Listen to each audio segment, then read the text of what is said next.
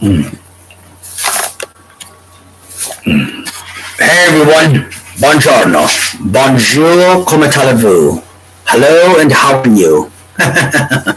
Hola. Alright, so this video log, it was the 24th of August 2021, and I heard a bling.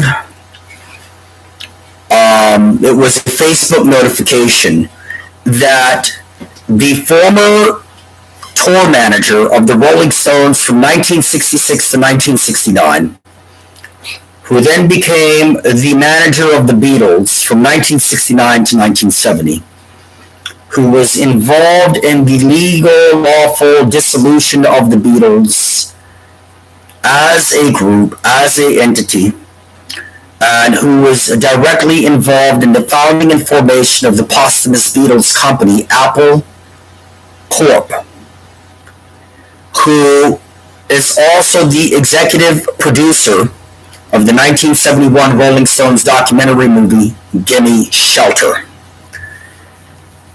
Ron Schneider accepted my Facebook friend request. So, of course, I was honored, thrilled, and excited. I mean, the Beatles and the Rolling Stones and the Doors are my dad's top 3 favorite bands of the 20th century.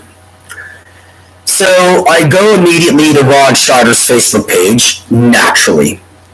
And as soon as I get to his page, at the top of his timeline, I immediately learn that Charlie Watts, the co-founding drummer of the Rolling Stones, had passed away that very morning that Ron Schneider, the former Rolling Stones tour manager of the U.S. from 1966 to 1969, and former business manager of the Beatles from 1969 to 1970, had in fact accepted my Facebook friend request. The same morning he accepted my Facebook friend request, the same morning Charlie Watts was found dead, I believe, in his bedroom at his house. Now, this is what I Facebook messaged Ron Schneider afterwards. That on the hot summer night of July 4th, 1972, when I was 11 months old, my super young parents left me unattended and alone in our apartment of 3A. Apartment 3A, inside of the 19th century style chateau, DC historic landmark that bears the insignia, the brass insignia plate from Lafayette Trust, Eastment Conservatory, as an actual DC historic landmark of a building on 1800 Connecticut Avenue Northwest in Depot Circle, what I call Estrada, DC, known as Washington, DC. So, long story short, it was the 4th of July, 1972.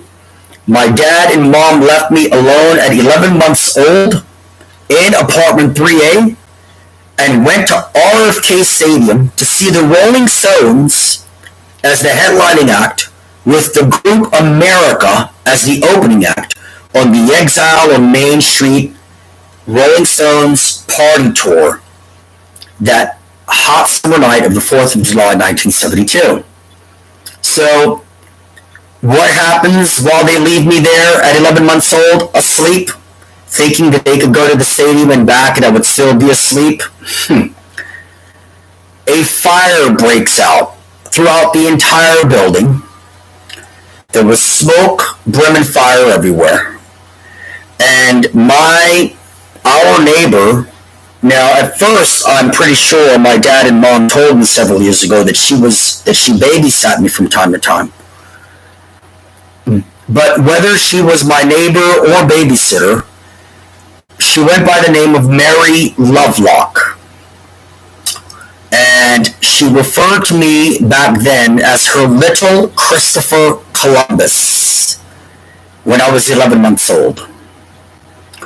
So That night, she saved her little Christopher Columbus, me, from smoke, fire, brim, asphyxiation, burning, and death on the hot summer night of the 4th of July, 1972. So I almost lost my life at 11 months old on the 4th of July, 1972, because of the Rolling Stones. Because my parents left me alone to go see the Stones at RFK Stadium. So that was the irony of me sharing that story the same day that the former touring manager of the Rolling Stones from 1966 to 1969, who became the manager of the Beatles from 1969 to 1970, that's why I immediately Facebook messaged that story to him.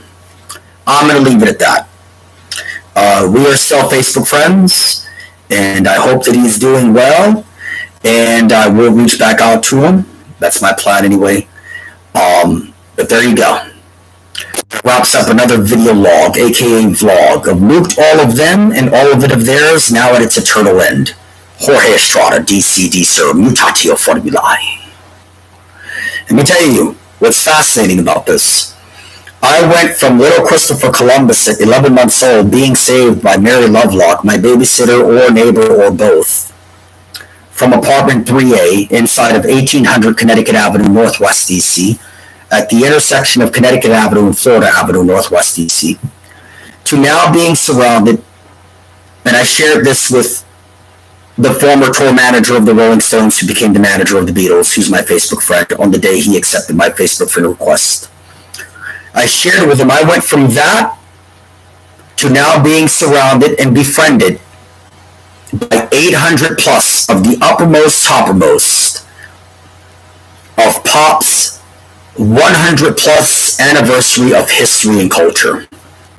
And all the rest that I've accomplished and materialized, all that I have lined up and that I'm doing now and dropping like this video log. All right.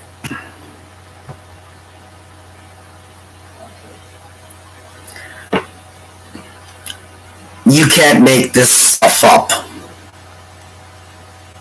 I think it's impossible to.